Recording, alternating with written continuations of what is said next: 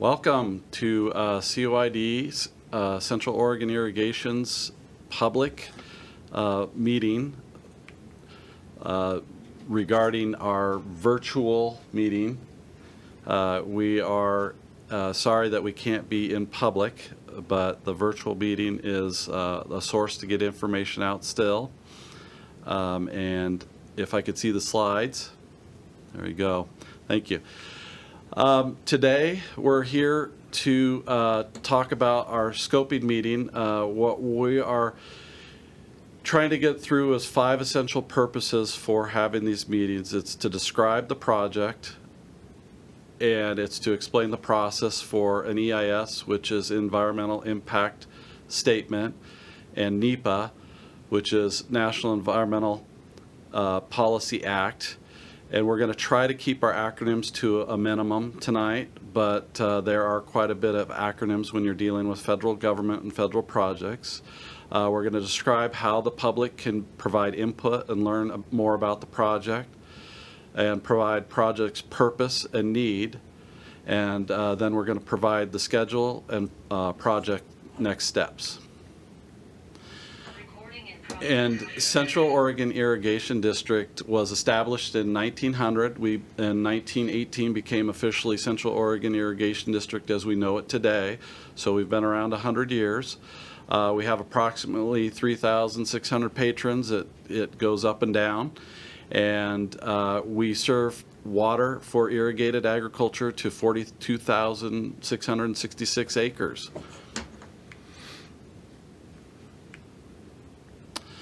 The project goal that we're here to talk about tonight is to eliminate water waste and keep more water flowing for farmers, food, and fish. It's about the triple bottom line, and we're excited that these projects can solve the needs for many. The Pilot Butte Canal is one of 2 main canals that runs north-south from the beginning at Division Street and Bend all the way to Smith Rock State Park. This is approximately 25 miles. It conveys water to over 17,000 acres of irrigated ag. It experiences about 156 CFS acre of loss, and in acre feet that's 50,000 acre feet. And to put that in context, if you understand where Crane Prairie is, that holds 50,000 acre feet, and that's per year. We are looking at continuing of modernization. Currently we have a project that is in the Smith Rock area that is conserving 30 CFS over the last 2 years. We've completed this project. Portion of this project will be complete by the end of this April. And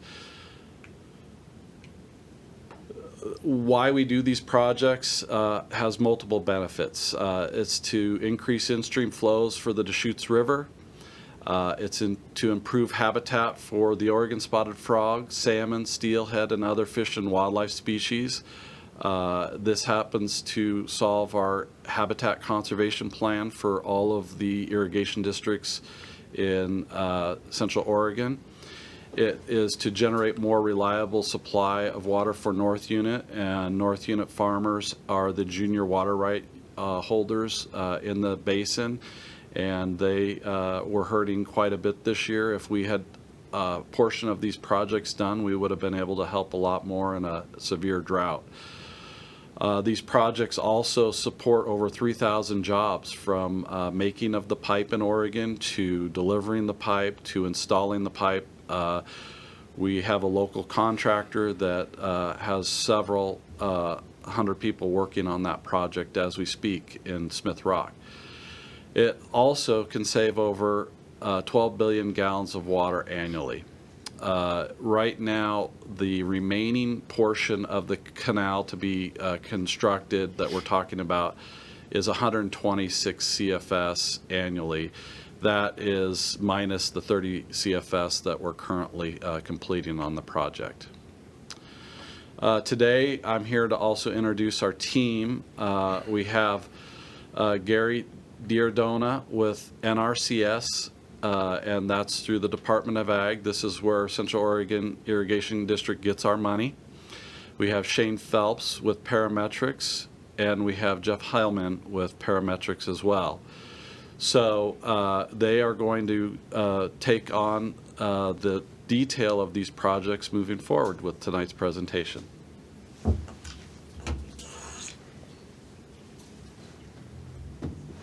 All right. Thank you for the introduction, Craig. My name is Gary Diardoni. I am the Assistant State Conservationist with Natural Resources Conservation Service, NRCS, here in Oregon. We are housed within the U.S. Department of Agriculture. The Watershed Protection and Flood Prevention Act projects, Public Law 83-566, are local projects installed with federal assistance by the sponsoring local organization. They're not federal projects, rather they are local projects that NRCS provides funds to assist with the construction of. The Natural Resource Conservation Service has leadership responsibility providing the technical assistance to the sponsoring local organization or the project sponsor. The NRCS ensures compliance with the National Environmental Policy Act of 1969, and the state conservationist is responsible for federal official who ensures that the Watershed Plan-EIS or EA complies with the watershed planning requirements, NEPA, and the principal requirements and guidelines, which contains procedures to establish the process for identifying environmental quality problems and opportunities. Next slide, please. So the sponsoring local organization must have an initial understanding of the problems and opportunities associated with the project, identify underlying reasons for the action, and set the goals associated with the action. These elements are used to develop a purpose and need for the project. Based upon those underlying needs for the action, the applicable PL 566 authorized public purpose is identified. The purpose and need must include an authorized project purpose. The National Environmental Policy Act requires the NRCS to evaluate the environmental effects of the proposed project and identify alternatives that reasonably can meet those goals and objectives, purpose and need. The principal requirements and guidelines are intended to reasonably maximize public benefits associated with the project. The guidelines include incorporating ecosystem services analysis, a benefit cost ratio of the project, and the identification of the national economic efficiency alternative as part of the planning process. Next slide. The Watershed Plan NEPA document identifies and analyzes potential alternatives to achieve project goals. Alternatives ensure decision makers are aware of the choices available to them to address the underlying reasons for the action. The most reasonable alternatives are those that satisfy the purpose and need of the project's authorized purpose and meets PR&G criteria. And with that said, I am now going to turn this over to Jeff and Shane with parametrics. Thank you very much. Thanks, Gary. So I'm Jeff Heilman with Parametrics. As Craig mentioned, we are the lead consultant of developing the EIS and partnering with FCA on the Watershed Plan, combined Watershed Plan and EIS. If you get the slides up, please. I'm going to talk for about the next 20 minutes or so and elaborate more on some of the things that Gary was talking about, like the National Environmental Policy Act, what its purpose is, why is an EIS required on this project in particular for the canal piping project, Private Butte Canal, what else is required for the EIS, the environmental impact statement that we're doing, and Gary mentioned some of that. I'll give a little bit more detail to it. And then I also wanted to go through ways that people can be involved in the project. How can you be involved in the project, and what are some of the most effective ways to be involved and make sure your voices are heard?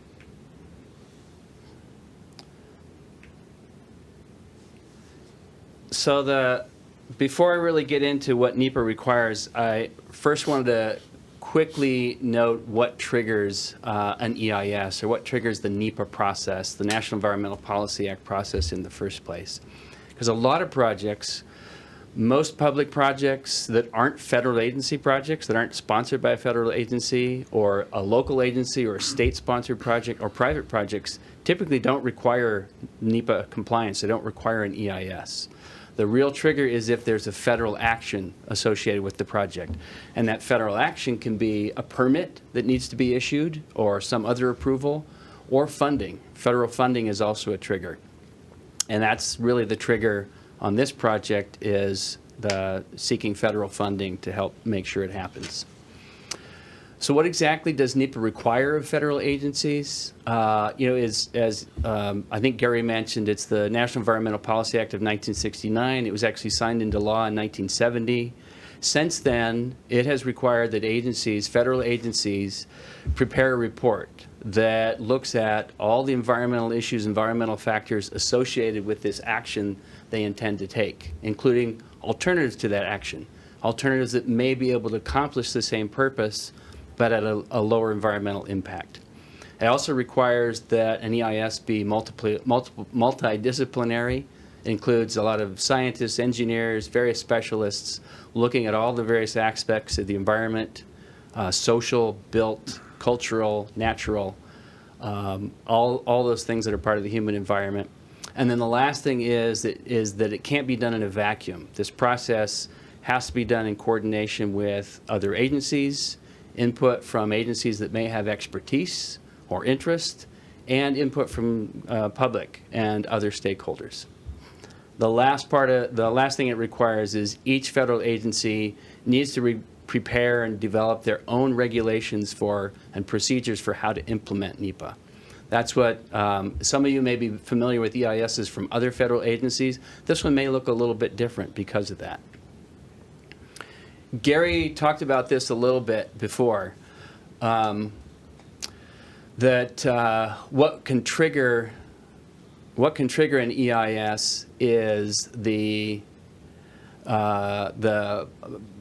level of impacts that it has. There's 3 classifications for a NEPA projects. EIS is the highest level of scrutiny, the highest level of analysis, the highest level of involvement. And that's the only type of NEPA project we're going to talk about because that's the one we're preparing. So the possibility of a significant effect on the environment can trigger an EIS, or different agencies within their implementing procedures may have thresholds, other thresholds that would require the development of an EIS.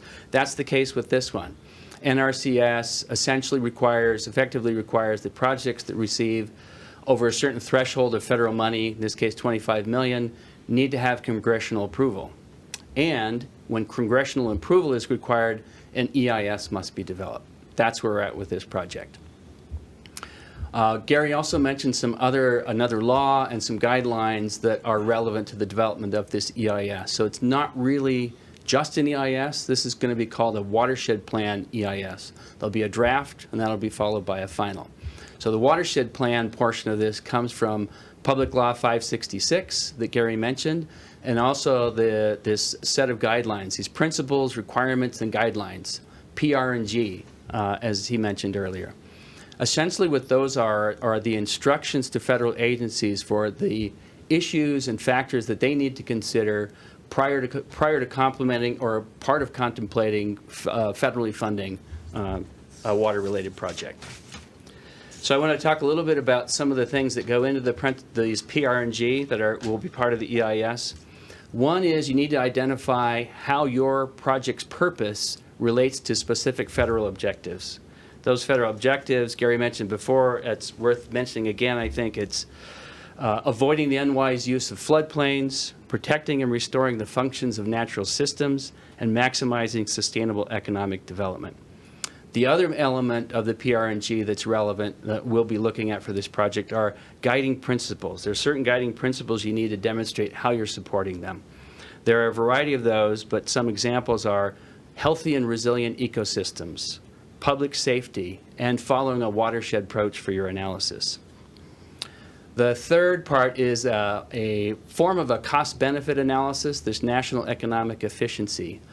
Unlike The cost-benefit analysis is, historically though, this one looks at more than just monetary. You do look at costs and benefits that are monetary, that you can apply a dollar value to, but you also need to look at those that can't be monetized, benefits and costs that you can't put a dollar value to. So that makes it a little bit more expansive economic analysis. And the last part I want to mention is this idea of these ecosystem services and trade-offs. Now, what's meant by ecosystem services is it's really benefits that people gain from the environment around us. You know, there are things, some examples are goods, for example, like food and water. That's an ecosystem service. It's something the ecosystem helps to provide to us. There's also regulating services such as flood control or pest control, and there are a variety of others, including cultural services and supporting services. So the Watershed Plan EIS needs to look at all these factors and weigh how the different alternatives help meet these objectives and these various principles.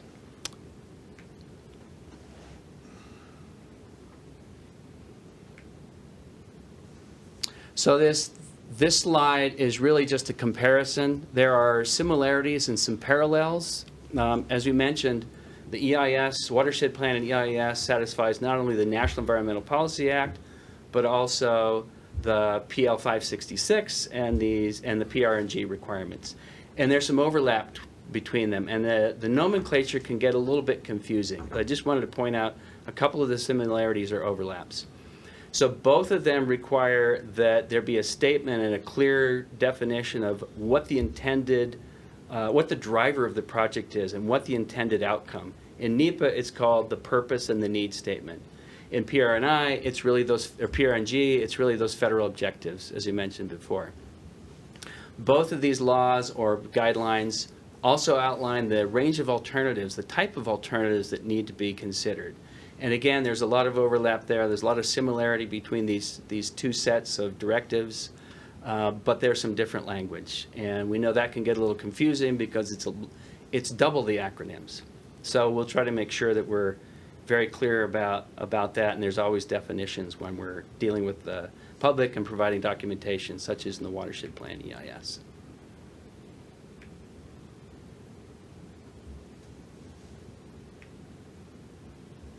Okay, so this next slide, this is a flow chart. This shows the 4 key phases of the Watershed Plan EIS process. There's the initial phase, which is scoping, and that's the phase we're in right now.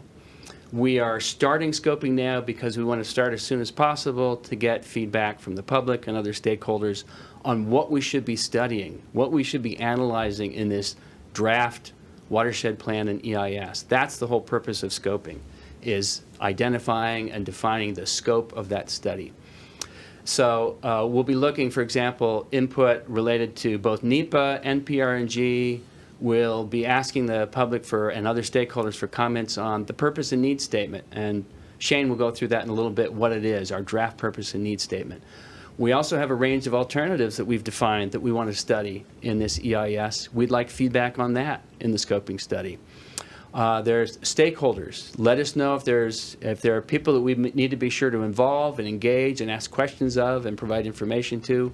That's part of scoping as well, helping define what that full list of stakeholders will be. And then lastly, there's the issues to study, the environmental resources and the environmental impacts you want us to look at. We'll be looking at this as well, but we want public and agency input on that. So technically right now we are in what's called informal scoping because NRCS has not yet issued what's called the NOI, or the Notice of Intent to prepare an EIS. Once that's issued, there's a fairly lengthy process to go to get that issued. Once that's issued, then we'll be in formal scoping. We'll wrap up the scoping period with the scoping report that basically says, here's the input we received, here's what we're doing with it, and then we're moving full steam ahead on the draft plan and the EIS. So the draft plan and EIS is where this is really the core document of the NEPA process. It's the biggest step, I think, from a public standpoint in terms of the feedback to the public, letting the public know, here's what we've developed, here's the information that we have, here's the impacts that we've identified, these are the kinds of mitigation measures that we're proposing to consider. Here's a comparison and trade-offs of the alternatives, the PR&G analysis, for example. And then ultimately that gets issued as a draft document, watershed plan and an EIS. Very likely we'll identify that one of the alternatives will be preferred at that point. And there's another an intensive public comment period at that point. We go out to the public, we issue the document, we'll have more meetings, probably like this one, maybe even in person, depending on when it happens. And we'll be looking for the public, other stakeholders, agency comments on the draft information in that document. At the end of the comment period, we review everything that we've heard, that we've received, and we determine is more analysis needed? Do we need to refine alternatives or not? And we move forward with that. Whatever is needed to wrap up that portion of the NEPA process, that begins then.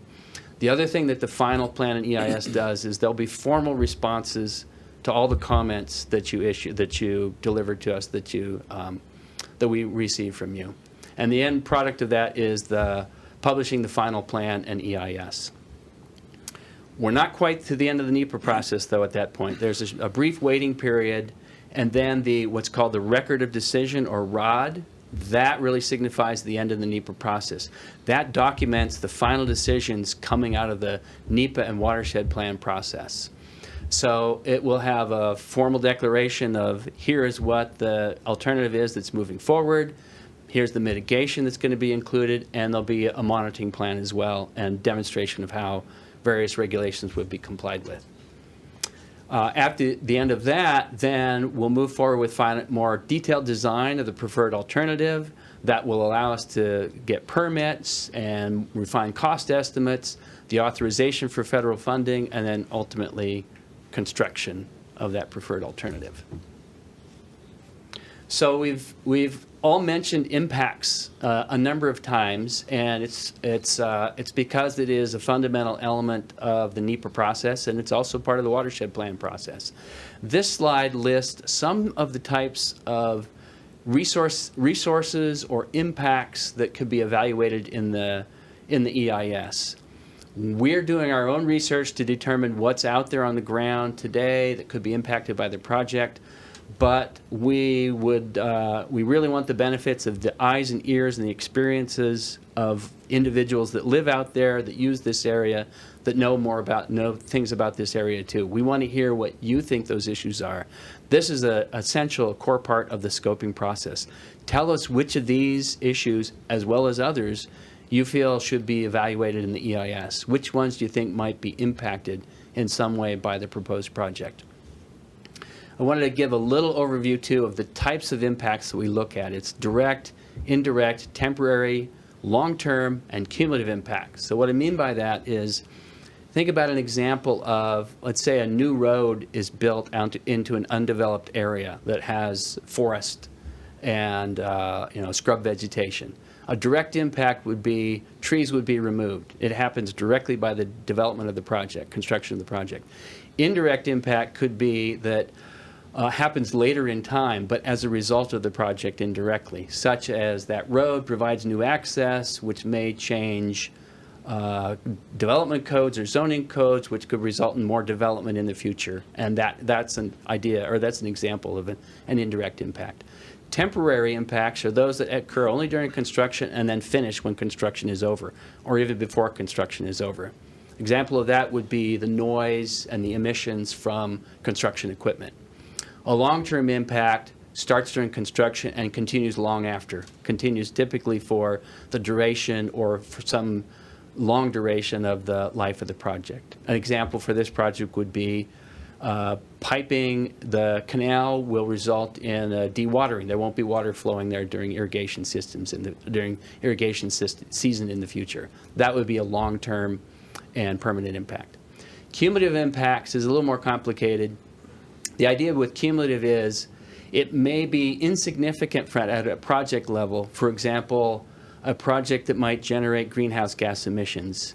The greenhouse gas emissions generated by that single project, like a road, have no effect on global climate change. But when you add that project, those greenhouse gas emissions, to all the other projects around the world that are resulting in the emission of greenhouse gas emissions, then you get a cumulative impact of global climate change, potentially. So the last thing I wanted to talk about, and I have 2 slides on this, is how can the public and others be involved and participate in this process? As I mentioned before, right now we are in a major phase. The first phase, scoping period, has a significant element of public involvement. We want to get your comments on what we should be studying, as I mentioned earlier. And the slide lists some of the things you might want to comment on. The next major opportunity, as I mentioned before, will be after the draft EIS is issued, and we want your comments on those draft findings. Of course, comments and input are welcome at any time, but these are the 2 major times during the phases during the project when public involvement is especially relevant. And the last thing I wanted to say about commenting is, if in doubt, give your comment. If you're not sure if it's relevant to the process, just provide your comment.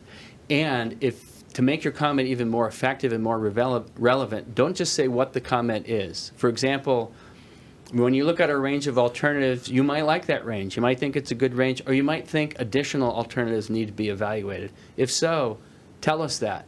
And don't just tell us the what of it, tell us also the why. Why do you think an additional alternative should be evaluated? What do you think the benefits or the pros of that additional alternative might be? What would you hope it would accomplish? Do you think it might better meet the purpose and need? Or do you think it might be a lower cost? Or could it possibly reduce or minimize some of the impacts of the range of alternatives that we've included in our scoping documents? And then some guidance and ideas here for other types of comments and how to give the rationale that will make your comments more effective and be much more likely that we've really understood what you care about and what your concern is, so we can address it in the watershed plan and EIS process. And with that, I'm going to pass it off to Shane. Thanks, Jeff. My name is Shane Phelps with Parametrics, and what I'm going to do now is build upon a little bit of what Gary and Jeff have been talking about with regard to NRCS specific and NEPA specific issues that we're going to be looking at for the project here. So see the slides, please. So just really quickly, what I'd like to do before I get into some of the specifics, I do want to talk about the coordination process, because as Jeff mentioned, the involvement process for an EIS is very important. And we have a lot of players here that we want to make sure that we are consulting as we move through this process. So as we mentioned earlier, the Natural Resources Conservation Service, Gary gave a presentation earlier. They are the federal lead agency for this. So they're going to be the ones that are making sure that the NEPA requirements are met as we move through this process. Central Oregon Irrigation District, as Craig presented earlier, is of course the project sponsor. Parametrics, we're the EIS lead for this project. And then we have a very important partner that is not here tonight, but it's Farmers Conservation Alliance. And we're relying upon their expertise for helping with the watershed planning. So they're going to be doing that need document that Jeff mentioned earlier, this cost-benefit analysis, as well as some of the ecosystem services analysis for the watershed planning. And then we also have a whole host of other resource agencies that are very important partners here as well. These include National Marine Fisheries Service and U.S. Fish and Wildlife Service. They're going to be involved from the standpoint, again, of related to things like Oregon spotted frog, steelhead, or other endangered salmon species, listed species that may be in the river and in the adjacent habitat. The Environmental Protection Agency is typically a partner in these. We also have the Oregon Regional Solutions, which is out of the governor's office. We have Department of Environmental Quality, the Department of State Lands, the Oregon State Historic Preservation Office, and then we have another natural resource agency, the Oregon Department of Fish and Wildlife, and then from a water resources standpoint, Oregon Water Resources Department. And then we'll also have other agencies as needed as we move through this process. And then also importantly, too, we do have local jurisdictions and tribes that we'll be working with through this process. The City of Bend and City of Redmond, Deschutes County because the geography of the pipeline is within those areas. And then also the Confederated Tribes of Warm Springs will be consulted and worked with during this process as well. And then finally, representing the 8 irrigation districts in Central Oregon is the Deschutes Basin Board of Control, and they will be important partners as well.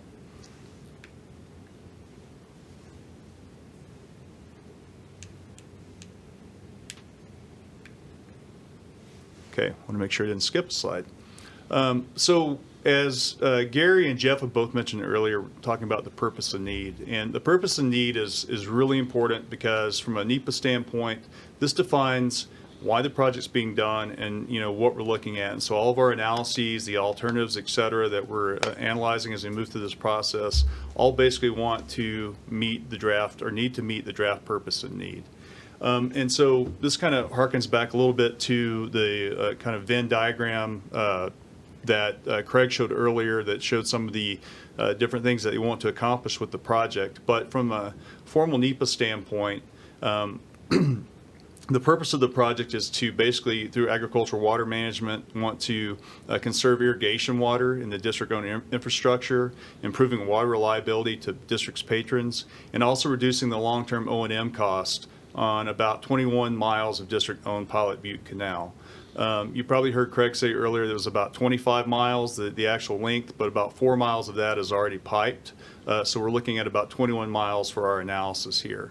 And then also just from the needs standpoint, it's to address falling watershed problems, resource concerns, including water loss that Craig mentioned earlier in the district's conveyance systems, water delivery and operation and maintenance inefficiencies, and also at the same time implementing COID's objectives and goals to reduce seepage and loss and provide better managed water diversion for farm use, and supporting agricultural land use, and also improving stream flow for fish, aquatic, and riparian habitat. And finally, to increasing public safety. So also importantly here too, so the purpose and need, the project alternatives that we'll be exploring basically are ways that we're looking to see if they meet the purpose and need. In NEPA, as Jeff mentioned earlier, it does require analysis of a no-action alternative. And in this case, a no-action alternative for this project would be that the district continue to operate and maintain its existing infrastructure in its current condition.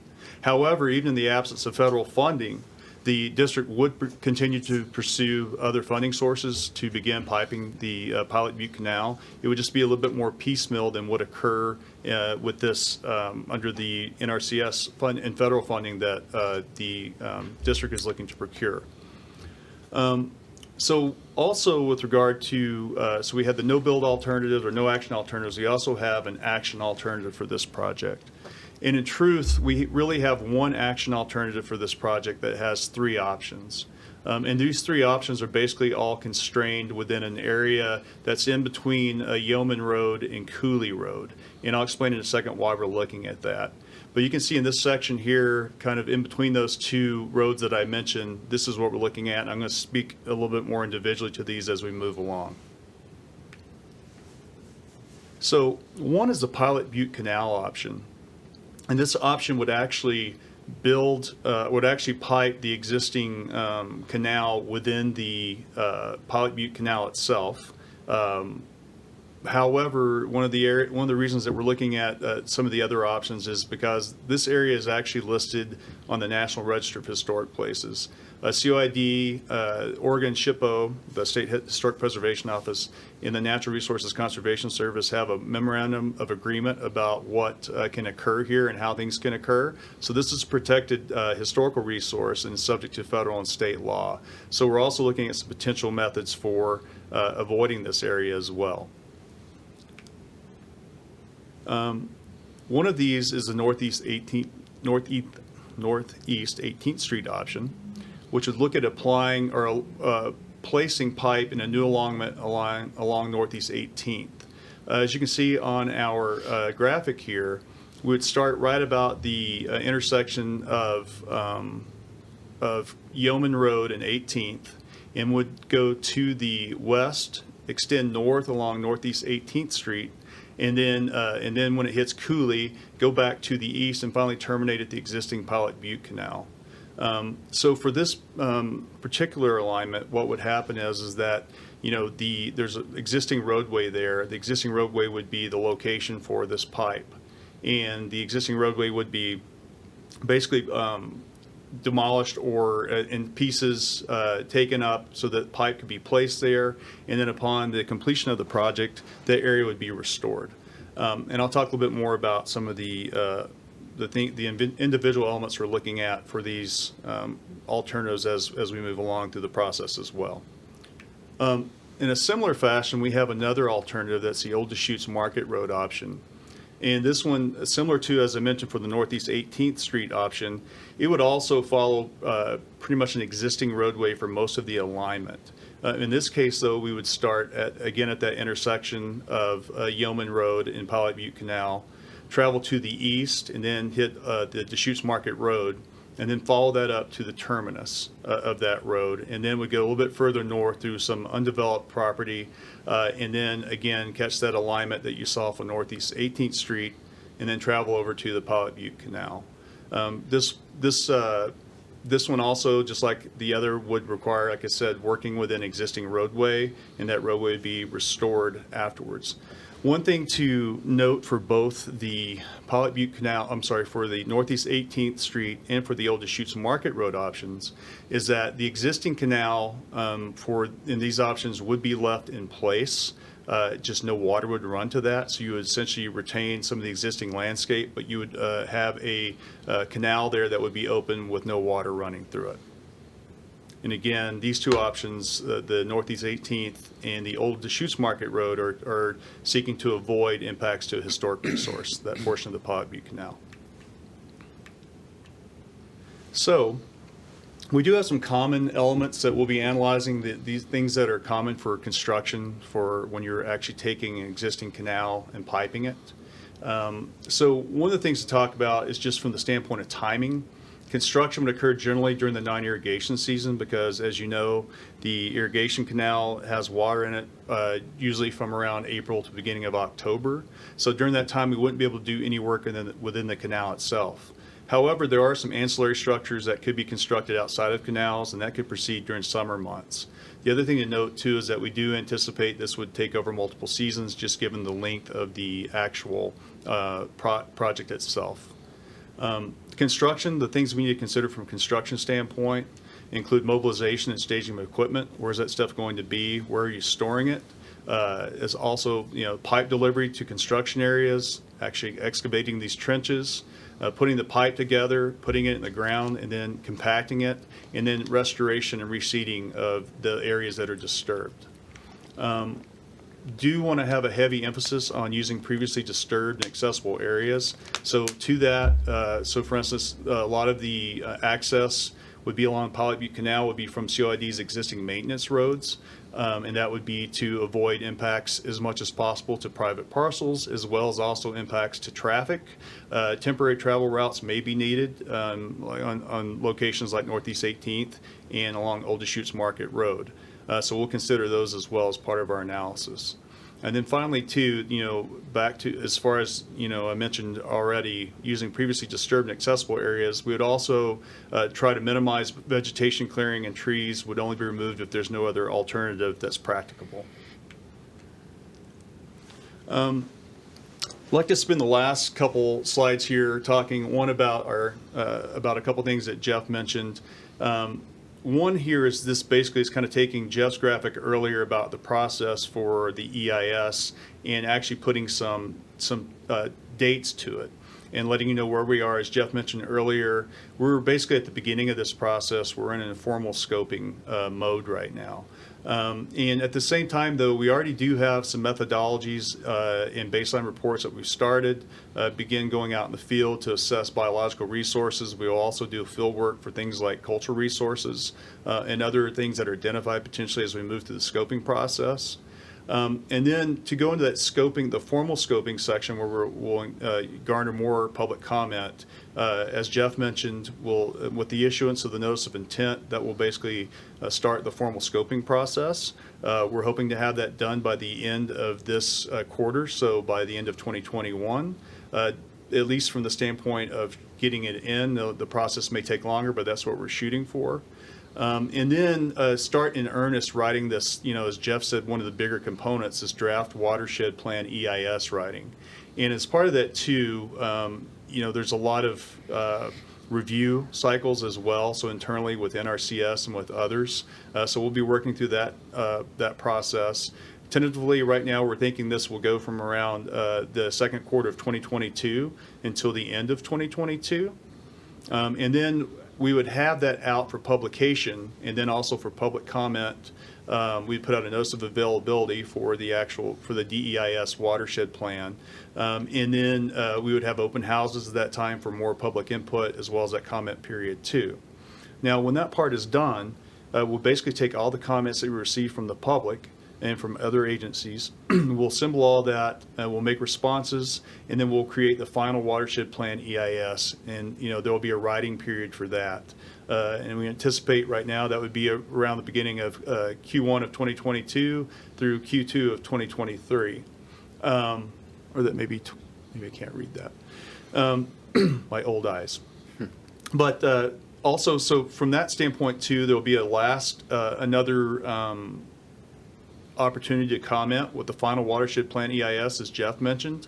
So that would come out and they'll have another comment period. And then once that is wrapped up, we'll get to the issuance of the record of decision, which NRCS would put out. And then after that, as Jeff mentioned, some other things can occur as far as any need for further planning, local permitting, any other design that may be needed, et cetera. And then finally, with regard to comments, as Jeff mentioned, commenting is a huge portion of doing an EIS. It's super important to make sure that we receive these comments from the public, that the public feels that they have the ability to actually have a say in what's going on. So with regard to that, there are some methods here that we're taking comment, and also especially for this informal scoping tonight. For any comments you may have already from what you've seen, you can use this EIS comment at COID.org, that email. You can submit online at the coidpiping.com/contact. There's a form there that you can actually utilize there for submitting comments. If you would prefer to call and talk to someone, you can do that by phone at this number here. And then finally, if you're more comfortable just writing it in, then please mail to this address here as well.